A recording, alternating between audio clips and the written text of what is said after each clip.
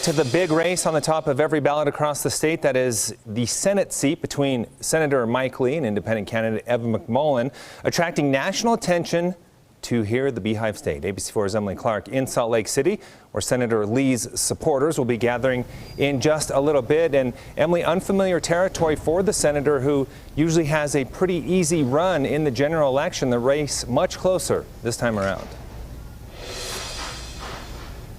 Much closer to this time around. Generally, Mike Lee could just show up, knows he's pretty good and can move on. But today, there are still a lot of questions to be answered. And of course, those answers will not come until those ballots close at 8 o'clock tonight. And then those poll results start to roll on in. As you did mention, we're inside the Hyatt Regency here on floor 2 for the Republican Party. This is where they're all meeting to celebrate, hopefully, and see those results come in. This is the most competitive Senate race that the state of Utah has seen since the 90s. And you've probably heard quite a bit about it. Ads on TV, on radio, from each campaign themselves, and also millions of dollars coming from outside our state because there's so much riding on this election.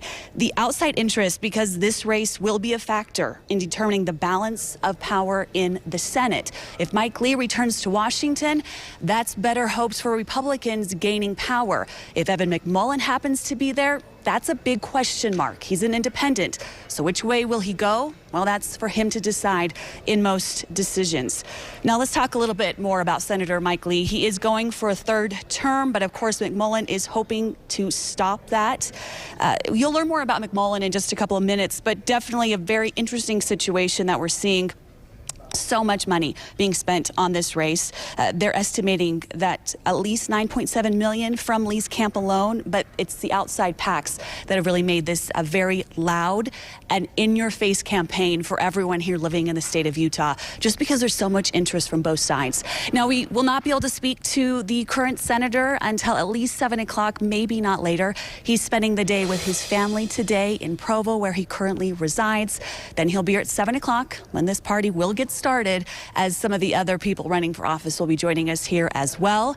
So it's very empty right now. Not much to tell you about, but there will be things happening later this evening. We can tell you, however, a lot of eyes around the country will be watching us here in Utah to see what Utahns decide, as those polls will be open until 8 o'clock tonight. Live in downtown Salt Lake, I'm Emily Clark, ABC4 News.